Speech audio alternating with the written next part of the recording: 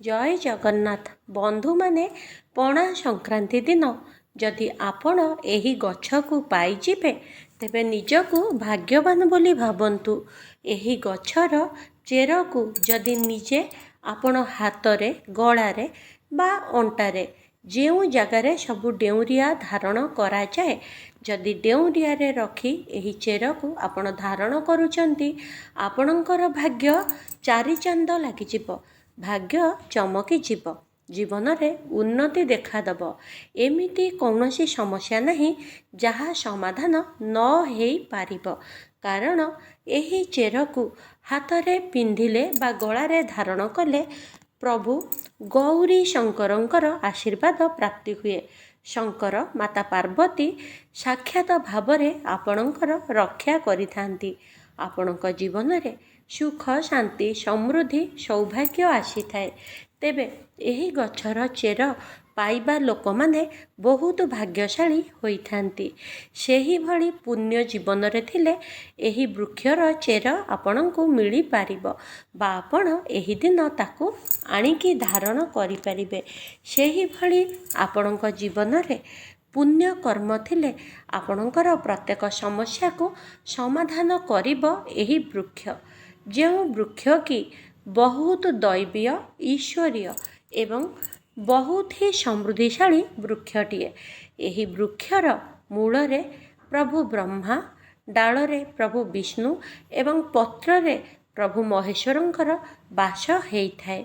केही केही कहिथांती एही वृक्षर मूल रे माता गंगांकर मध्य बास होइथाए एवं पत्र रे देवी माँ महालक्ष्मींकर मध्य बास होइथाए। कुहा जाए जेउ जगारे गंगा एवं माँ महालक्ष्मी रुहंती सेही जगारे प्रभु महेश्वर शंकर महादेव माता गौरी सर्वदा कृपा करिथांती। लक्ष्मी एवं गंगांकर स्थान जेउठी थाए हर गौरी से जगह को केबे भी त्याग करती नहीं। सेही भली गोटिए वृक्ष जहाँकि आपणकर बाड़ी बगीचारे आपणक आखपाखरे आपणकर गाँरे प्रदेशरे निश्चिंत मिलुथिब। केवल ताकू चिन्हिकी नहीं आसिबा हेउछि धार्मिक एवं जड़े सत लोकर भाग्ୟରେ थाए। जहाँ आपणक भाग्ୟରେ जदि रहिथिबो आपण माने निश्चिंत भावरे से गछकु देखिबे एवं तार चेर आनी धारण करि परिबे। तेबे बंधु माने अति सुंदर महत्वपूर्ण दैवीय गछ पाइबा पई दिव्य गुण मध्य थिबा निहाती दरकार एवं सत कर्म सत गुण सत मार्ग को जदि आपण अनुकरण करुथिबे तेबे ताहार फल आपणको 10 गुण मिलिबो। एही चेर आपणक जीवन को संपूर्ण बदलई दब। जीवन रे चमत्कार मैजिक करिदेब। आपणक जीवन रे बहु सुख शांति निश्चय आसीबो, सौभाग्य आसीबो। माँ महालक्ष्मी निजे आपणक घरे सबुबेल पई बास करिबे। आपणक उपरे गौरी शंकरंकर आशीर्वाद रहिबो। तेबे एही गछ कौन आग को कहवा पूर्वर एबे पर्यंत जदि चैनल को सब्सक्राइब करिनाहंती, लाइक करिनाहंती, शेयर करिनाहंती तेबे करि नियंतु। ता छड़ा बंधु माने एठी गोटे छोट कथा कहिबी, आमे काहाठु भी किछि नौचे बिना किछि देइकी सेही जिनिस नेले ठीक से काम करे नाही। तेणु काहाठु भी किछि जदि प्रतिकार करूचंती गुरु आज्ञा मानी देवतांकर आदेश भाबी आपणंकर भल कर्म बलरे एई वीडियो देखुचंती बोली भाबी उपाय को करंतु। गुरु ज्ञान बोली आदर रे ग्रहण करंतु। एहा छड़ा आपण माने लाइक टीए निश्चिंत करंतु।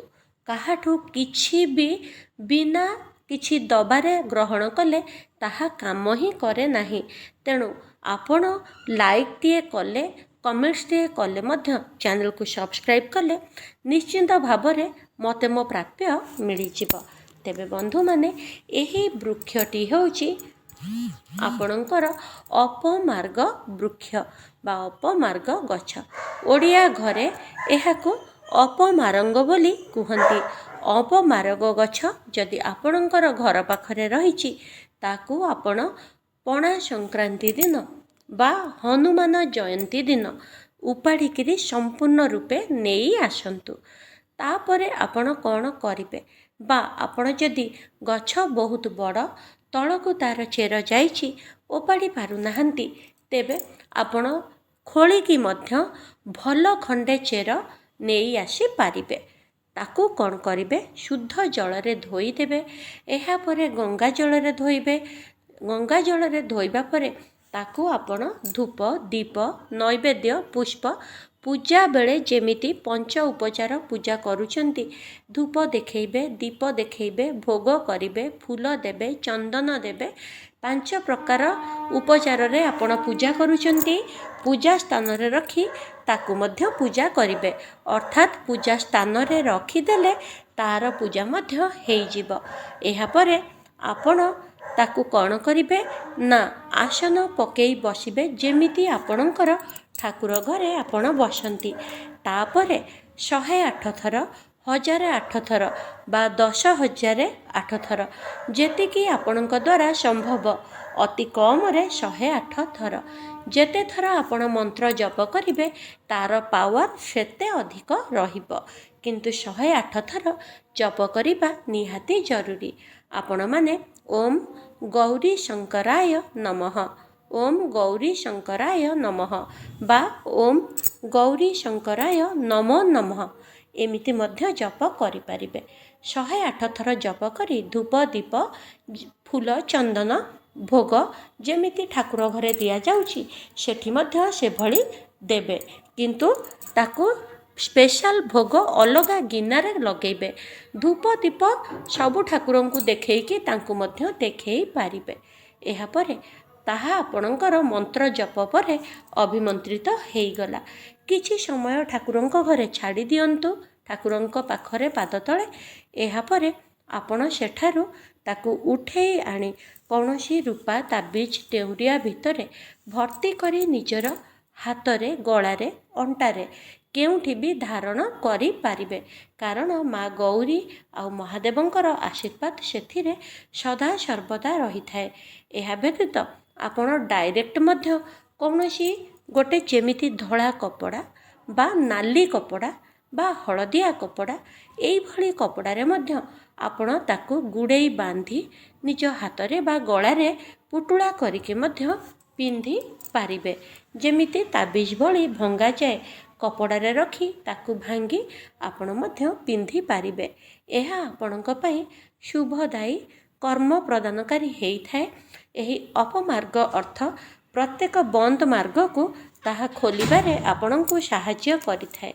ଆପଣଙ୍କର ଯାହା ବି ବାଟ ବନ୍ଦ ଥାଏ, ଗ୍ରହ ଦଶା ଖରାପ ଥାଏ, ଆପଣଙ୍କର ଦୁର୍ଭାଗ୍ୟ କାଟିବାରେ ସାହାଯ୍ୟ କରିଥାଏ। ବିଭିନ୍ନ ବନ୍ଦ ବାଟକୁ ଖୋଲିଥାଏ। ଜୀବନରେ ସବୁ ପ୍ରକାର ଉନ୍ନତିର ମାର୍ଗ ଖୋଲି ଦେଇଥାଏ। ମାତା ପାର୍ବତୀ ଏବଂ ପ୍ରଭୁ ଶଙ୍କରଙ୍କର ଆଶୀର୍ବାଦ ଯୋଗୁଁ ଆପଣଙ୍କୁ ଅଷ୍ଟସିଦ୍ଧି ନବନିଧି ପ୍ରାପ୍ତି ହେଇଥାଏ। ଆଶା କରୁଛି ଆପଣମାନେ ବହୁତ ଭଲ କଥା ଜାଣିବାକୁ ପାଇଥିବେ ଏବଂ ଏହି ଯାହା ବି ଆପଣ ତାବିଜ ବା ଚେରକୁ ଧାରଣ କରୁଛନ୍ତି, ତାକୁ ପ୍ରତ୍ୟେକ ସଂକ୍ରାନ୍ତିକୁ ସଂକ୍ରାନ୍ତି ଯଦି ତାବିଜରେ ରଖିଛନ୍ତି, ଚିନି ପାଣିରେ ଧୋଇକି ଧୂପ ଦେଖେଇକି ଆଉ ଥରେ ପିନ୍ଧିପାରିବେ। ଆପଣ ଚାହିଁଲେ ଫିତା ମଧ୍ୟ ବଦଳେଇ ପାରିବେ। କିନ୍ତୁ ଯଦି ଆପଣ କପଡ଼ାର ପୁଟୁଳି କରିଛନ୍ତି, ତେବେ ମଧ୍ୟ ଆପଣ କପଡ଼ାକୁ ଚେଞ୍ଜ କରିକି ଆଉ ଥରେ ନୂଆ ପୁଟୁଳି କରିପାରିବେ। ବା ଆପଣ ଡାଇରେକ୍ଟ ଯେଉଁଠି ପିନ୍ଧିଛନ୍ତି ତାକୁ 3ଟି ଧୂପ ଲଗେଇକି ଦେଖେଇବେ ଏବଂ ପ୍ରଥମେ ଚିନି ପାଣି ଟିକେ ଛିଞ୍ଚିବେ, ତାପରେ 3ଟି ଧୂପ ଲଗେଇକି ତାକୁ ଦେଖେଇବେ ଏବଂ ଠାକୁର ଘରେ ଆପଣ ପୁଣି କିଛିଟା 11 ଥର ହଉ 21 ଥର ହଉ ଓମ୍ ଗୌରୀ ଶଙ୍କରାୟ ନମୋ ନମଃ ଜପ କରିବେ। ପ୍ରତ୍ୟେକ ଦିନ ଯଦି ଆପଣ 3 ଥର ବା 11 ଥର ଗୌରୀ ଶଙ୍କରାୟ ନମୋ ନମଃ ଜପ କରୁଛନ୍ତି, ତେବେ ଆପଣଙ୍କର ସେହି ତାବିଜ ବା ଡେଉଁରିଆର ପ୍ରଭାବ 10 ଗୁଣରୁ 100 ଗୁଣ ବଢ଼ିଥାଏ। ଆଶା କରୁଛି ଖୁବ୍ ସୁନ୍ଦର କଥା ଆପଣମାନଙ୍କୁ କହିଛି। ଭିଡ଼ିଓ ଭଲ ଲାଗିଥିଲେ ସବସ୍କ୍ରାଇବ୍ କରନ୍ତୁ, ଲାଇକ୍ କରନ୍ତୁ, ସେୟାର କରନ୍ତୁ। ଦେଖା ହେବା ନେକ୍ସଟ ଭିଡ଼ିଓରେ। ଜୟ ଜଗନ୍ନାଥ।